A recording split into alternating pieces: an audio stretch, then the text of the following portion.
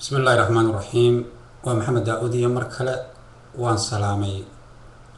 جودهان أمة الصوماليات كارهانا قبلة وقوي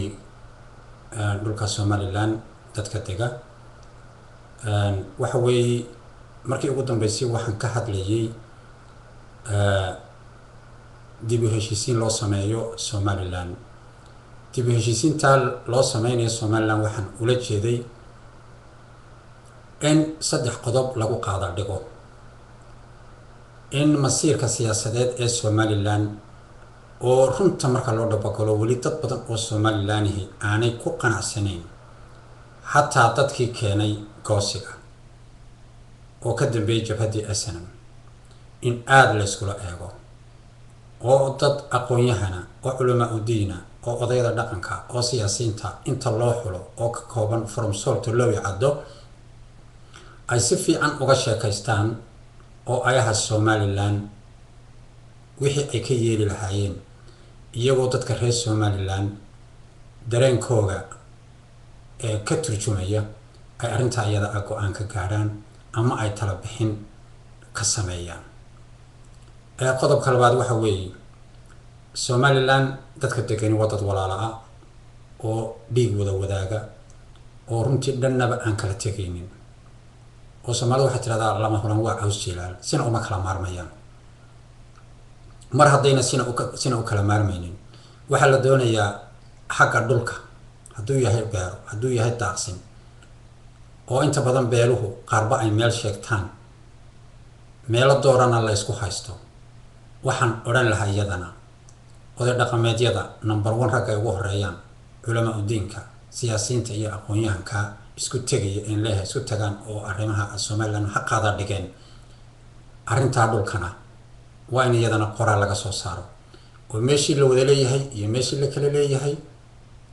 go'aan laga gaaro haddii jiraan weyba jiraan meelaha la isku maandhaafsan yahay sida ceel bartaalo oo kale iyo meelo kale iyagana go'aan laga gaaro xalaal ah oo cadaalad ah haddii cid leedahay iyo haddii la wada leeyahay qodobka saddexaad waxa weeye awood qaybsiga ama Somaliland hal aqoonsada ama yaan la aqoonsanin waa inay noqotaa mid xalaal ku qotonta waayo dawladda Somaliland ee ilaa hadda dhisani waa mid reer u badan yahay weeye iyada oo aanan garanaynin wax alla wax lagu saleeyay uma arko reerka dawladda u badani marka reeraha kale la isku wada dare ee la barbar dhigo boqolkiiba boqol ma aaminsani inuu ka tiro badan yahay inuu ka tiro yar yahay mooyaane laakiin malaha waxa weeyaan meesha dawladda ay fadhido oo hargeysa ah iyo dadka kale inay maaragtay ka fadal cad yihiin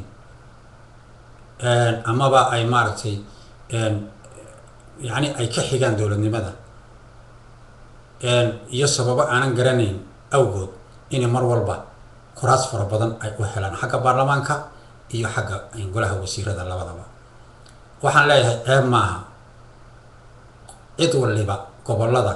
wixii ay tabartooda u geysay tiradooda u goyso in wax lagu siiyo aad baan u aaminsanahay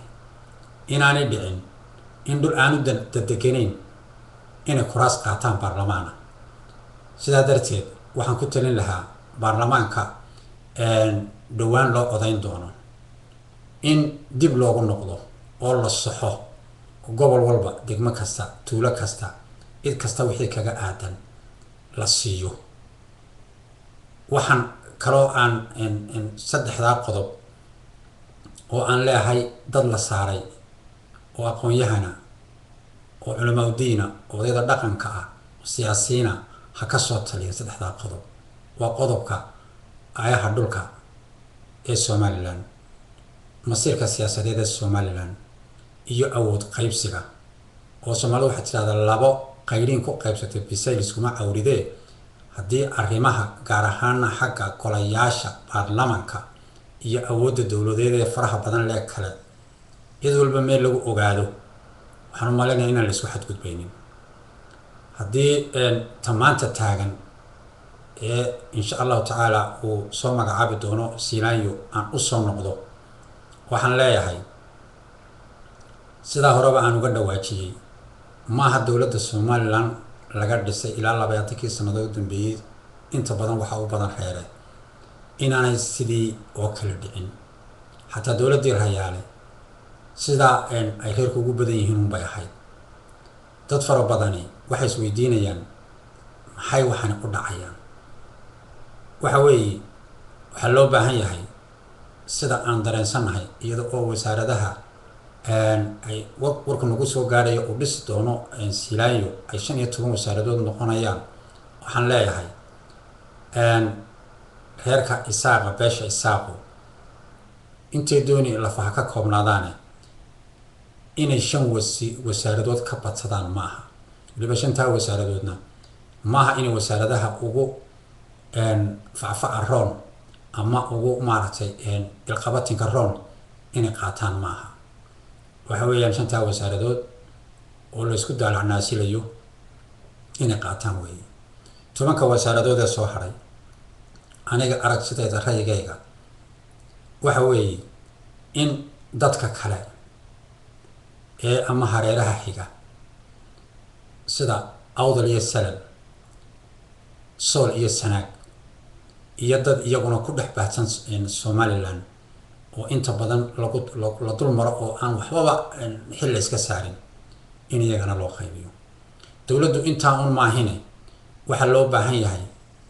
hay'adaha faraha badan leh haday amniga tahay haday ciidamada tahay haday booliska tahay haday meel walba tahay in si xaq ah wax loo qaybsado haddii aanan si xaq ah wax loo qaybsan waxay noqonaysaa Somalilandnimadu dhalanteed bay noqonaysaa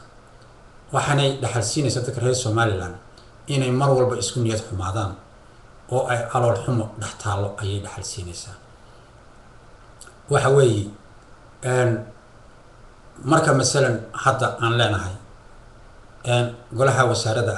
wasiirada ee uu dhisi doono ama uu magacaabi doono Silaayo waxa laga yaabaa awdal iyo salal anigoo xagga ka soo jeeda marka aanu hadlayo dadka waxa laga yaabaa in la yiraahdo madaxweyne ku xigeenkiina waa leedihiin waxa weeyaan madaxweyne ku xigeenku sidiisaba waa xubin sharafeed maaha ra'iisul wasaare maaha wasiir shaqadiisu kama madax banaana madaxweynaha waa gacanyaraha madaxweynaha wax madaxweynuhu u dirsaday mooyaane wax kale nin ku talaabsan kara maaha marka waxa weeye wasiirada iyo wasaaraduhu waxay leeyihiin awood wasiir kastaba uu maartay wasaaradiisa u leeyahay hataa hadii nin agaasimo loo magacaabo ama maareeyo loo magacaabo ama hay'ad aan wasaaradba gaarsiinin loo magacaabo waa ay ka magaranaysaay madax banaan tahay inta badan walow madaxweynaha dalka uu wada inta wax oo dhan wada xukumayo oo maamulkiisa ay wada hoos yimaadaan haddana marka loo kombargareeyo madaxweyne ku xigeenku waa nin gacan yara oo ah madaxweynaha waxaana ku xiran tahay hadba awoodiisu sida uu madaxweynuhu ka dhigo hadduu doono nin bila awooda oo iska joogan buu noqon karaa hadduu doonana wuxuu noqon karaa nin kolba wixii uu diro oo isagu u idmado qabta marka waxaan leeyahay dawladda la dhisayo in si isku miisaaman loo soo dhiso waxay ila tahay